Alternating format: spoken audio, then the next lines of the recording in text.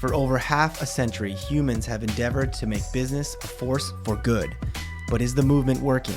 Or is it time to explore a new path forward? Welcome to Less Talk, More Action. We are your hosts, Joel Caesar and Owen Barrett, experts in clean energy, net zero real estate, decarbonization, and entrepreneurship.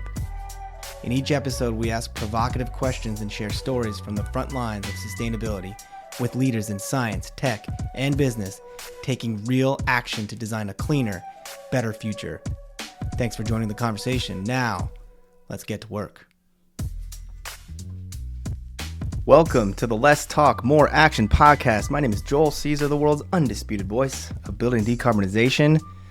Today will be a solo episode by myself, so I'm going to have a little fun with it. I'm going to kind of interview myself, but unfortunately, the world's greatest solar expert, Owen Barrett, couldn't join us today. Like we love to celebrate on the show, he's a busy entrepreneur running an exciting climate tech company out there installing solar across the country on multifamily, so sometimes he's hard to pin down, get in studio here. So I'm going to run with it, and we're going to have some fun today.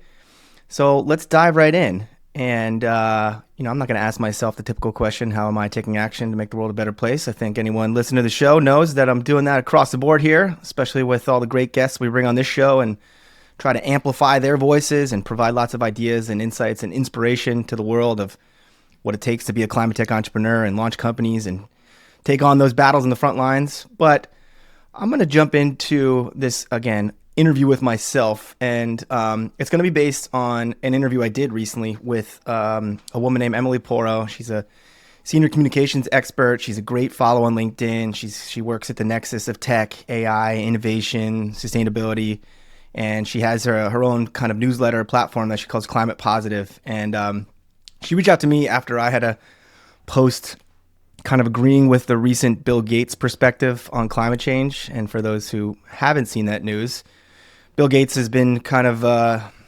infamously in the news recently, at least infamously to the climate movement, where he sort of walked back the urgency to address climate change in a recent statement.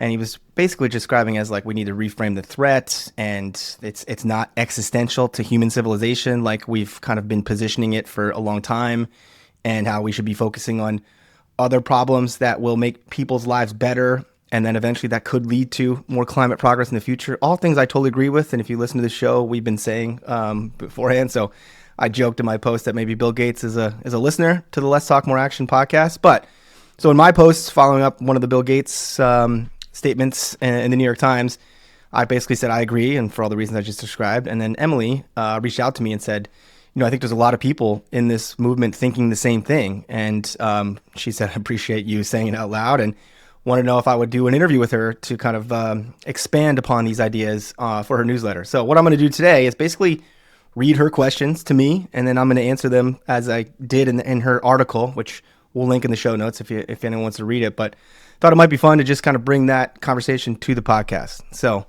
let's dive right in. Emily says, you recently responded to Bill Gates' remarks about moving away from climate doomsdaying. Why do you think fear-based storytelling has been so persistent, and what has it cost the movement in terms of progress? Now, before I answer this question the way I did in the newsletter, let me just qualify who I am and where I come from for if anyone has listening for the first time.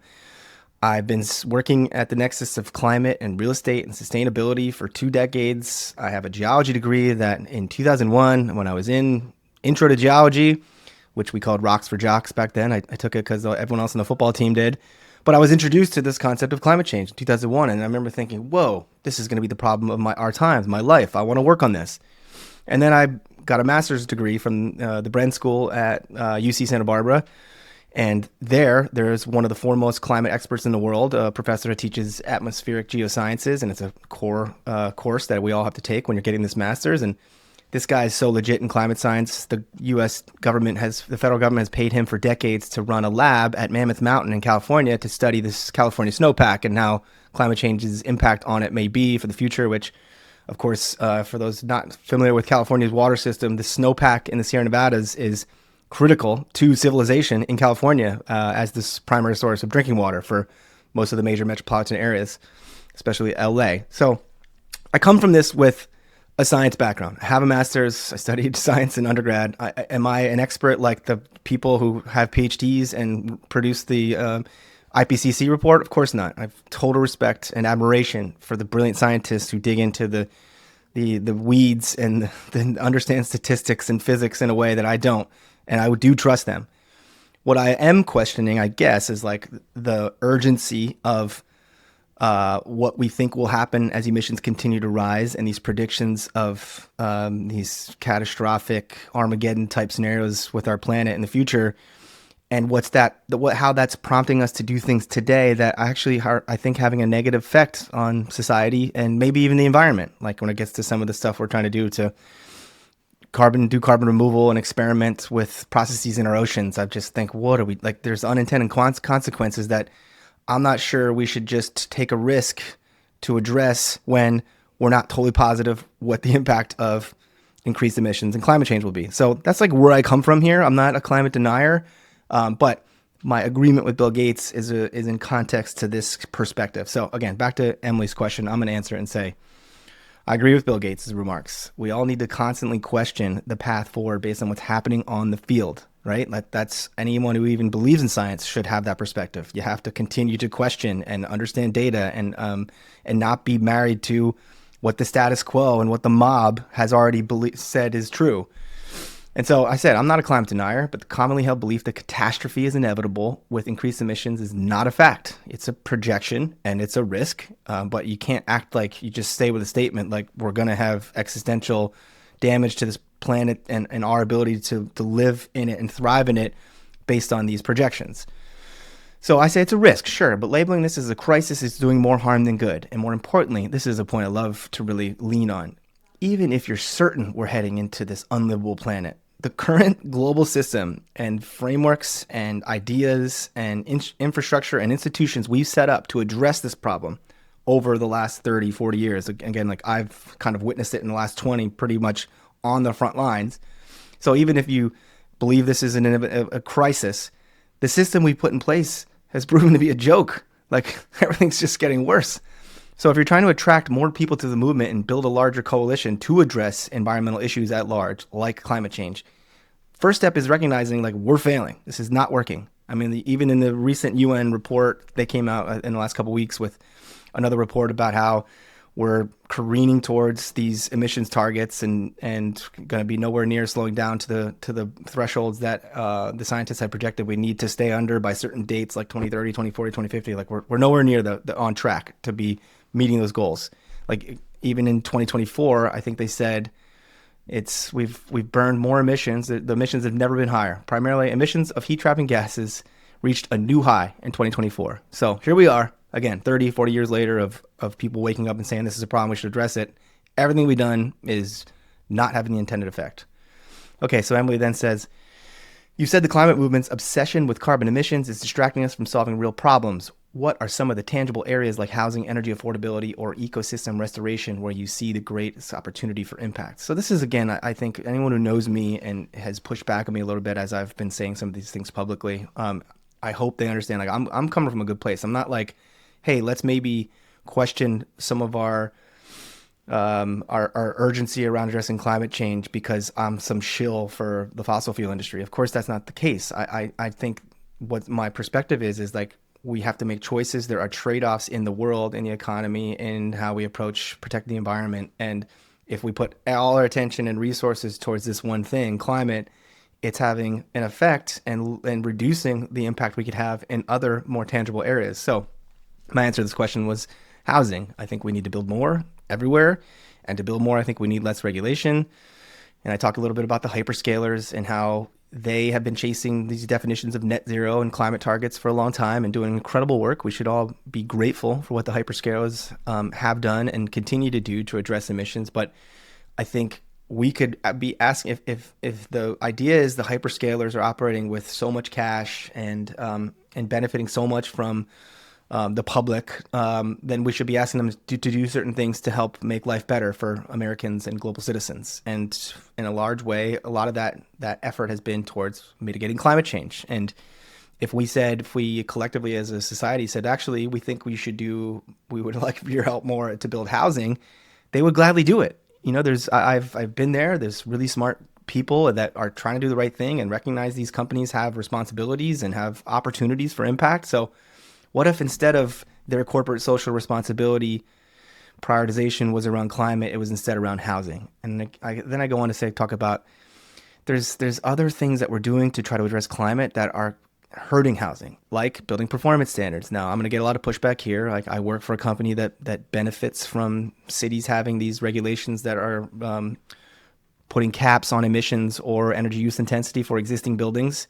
Again, good ideas, right intentions. We're trying to reduce energy in cities, but the regulation of a city telling existing building owners who have their own investment perspectives and have responsibilities to shareholders and are running businesses and have to keep buildings operational and have to attract tenants, whether there be commercial offices or housing, these BPS regulations are having an effect. And even those of us in the world of green building who know there's lots of ways you can be retrofitting buildings creatively for ROI, and you could be building new buildings basically in cost parity. Like, you could build a net zero energy building in a lot of jurisdictions for the same cost you could build a non-net zero building. I think we can all agree that's true, but the wider real estate investment community does not believe that. They see regulations like BPS and then they avoid investing in those markets. And then what happens is you get less investment in those buildings. And you have less of an ecosystem to try to make those buildings and those urban areas better.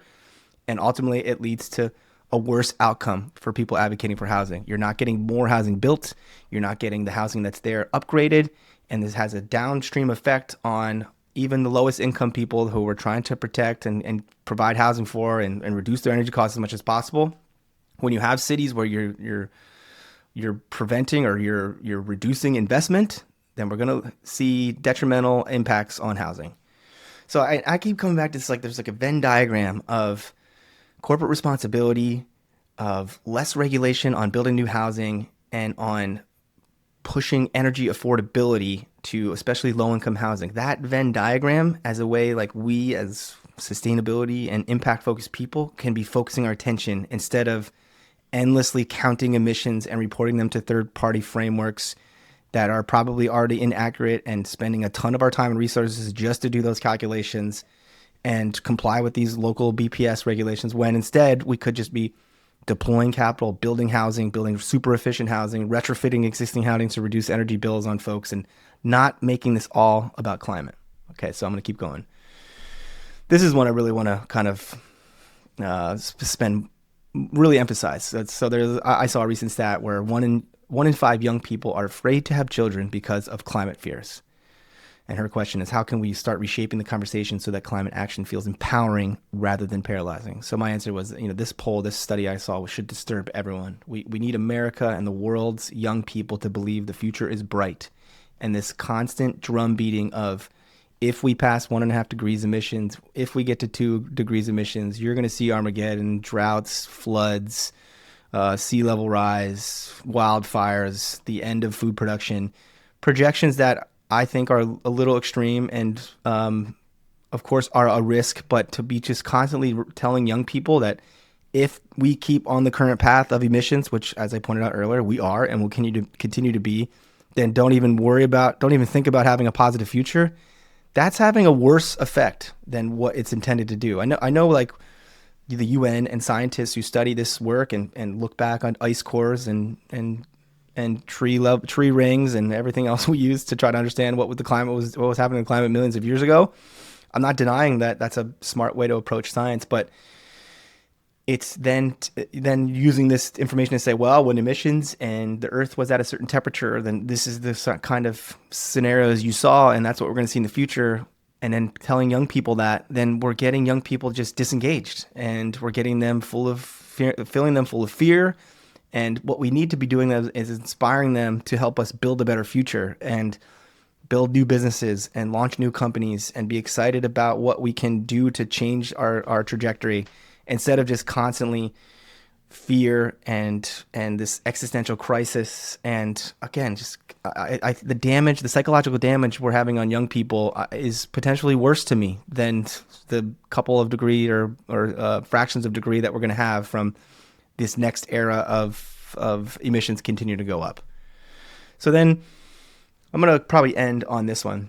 which is Emily asked me if you could reallocate funding currently tied up in traditional climate initiatives, where would you put it to deliver measurable benefits for both people and the planet? So I'm going to come back to this podcast. My co-host, Owen, he's been saying this for years on this show and in various other places I see him talk, that if we had, because we used to have a different company called Z&E Capital, we were trying to raise money from institutional investors and family offices to buy multifamily. I was very much in the ethos of less talk, more action. Both he and I had spent years trying to convince existing building owners that there was energy efficiency and there was renewable energy opportunities that they should invest in because they're going to help their climate goals and reduce their operating expenses, things that we think were no-brainers. But for years, just feeling a lot of inertia in commercial real estate and hearing a lot of owners that didn't want to take those initiatives. And so we said, screw it. Let's just start our own investment company, buy the buildings, and we'll do it ourselves. So we've been doing this for a long time, and we've been having lots of conversations with impact investors, or as Owen likes to say with quotations, so-called impact investors, about our business model and what we're trying to do and how we're trying to be the change instead of just asking for the change, all things we love to really celebrate on the show. So we're proud of what we did there. But what we witnessed was the conversations around these risk appetites and hurdle rates that investors need. And so for years, he always says, if someone could give us 5% capital, so debt or equity, to help us buy buildings or help us retrofit buildings with a 5% IRR, we could decarbonize every building in America. So of course that's Owen being a little provocative and hyperbolic, but I don't think he's totally wrong. And I know he knows how to do the math. He's done the modeling for Z&E Capital, and he does it for his company now. And so I'd say, like, let's go a step further. If we can have 5% capital, we could decarbonize every building in America. And I would say, like, let's do that for decarbonization purposes, but also ensure that we're always reducing the energy bill. So people who might listen to the show or green building experts know, like, sometimes decarbonizing the building actually makes it less affordable operationally, because the thing we call the spark gap right now, where in a lot of markets, the cost of gas to heat our buildings and homes is actually cheaper than using electricity, even when we're using super efficient technology like heat pumps. So hopefully that all changes. But at the moment, there's a world where actually decarbonization makes the thing more expensive to operate. So especially when we're talking about low-income housing, I think this initiative, you say, give us 5% capital, we're going to decarbonize and also constrain ourselves to make sure when we decarbonize, especially when it's for low-income housing, it's always going to reduce the energy costs, because we want to get back to that Venn diagram of helping low-income people, low-income housing, spend less on energy. That to me is like what we should be focusing more on, instead of these nebulous climate goals that we're not sure are even going to have an impact on the world. Okay, so back to this statement about 5%. And then we get into, Owen and I have joked about this for a year. Imagine the fund you could generate if you just said all the capital that goes into these huge global events where we get together and try to create climate treaties, or try to get businesses to agree to things, or countries to agree to things on future emissions targets or reductions or investment in clean technology. So Davos, COP events, the ones that just happened, COP 30, the climate weeks, the corporate climate disclosure programs, the money we spend on consultants to comply with city or state regulations to disclose carbon emissions, or the third-party frameworks like Carbon Disclosure Project or UNPRI, all these things that, again, super well-intentioned. I'm not knocking what everyone's trying to do here, but again, like, think about that ecosystem and the time and money we spend globally to do those things, go to those things, report to those things. What if you just said, let's put that in a fund that's going to loan money or invest money and only expect a 5% return to decarbonize every building in America or maybe the world? So that's one idea. And it sounds crazy, but it's like, maybe it's not. We can all just decide, like, we don't have to continue spending billions of dollars at Davos and COP, and instead could put that money into some kind of fund that is actually deploying solutions.